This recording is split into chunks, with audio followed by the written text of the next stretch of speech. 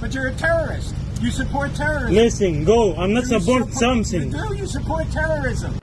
Seorang mantan pejabat Dewan Keamanan Nasional pemerintah Obama, Stuart Seldowitz, viral di media sosial usai kepergok menghina penjual makanan halal di New York.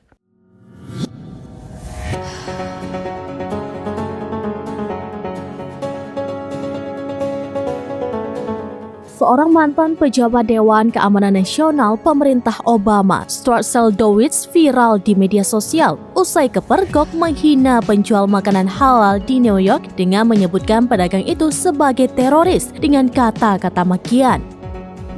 Setelah video tersebut viral, kini ia ditangkap.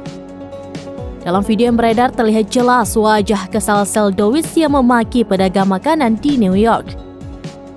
Muhammad Attia, pedagang kaki lima yang saat itu berada di lokasi, tidak menyangka mantan penasihat Obama itu akan mengeluarkan kata-kata kasar yang menghina umat muslim.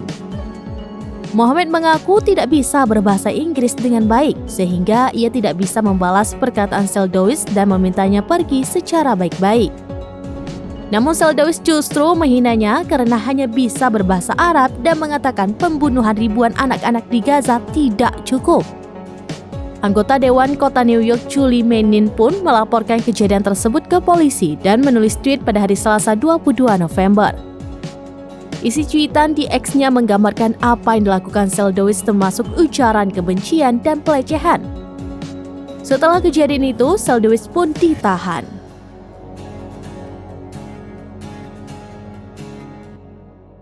Demikian informasi terkini Syederalun, saksikan terus beragam informasi lainnya. Coba like dan share seluruh akun serambinews.com.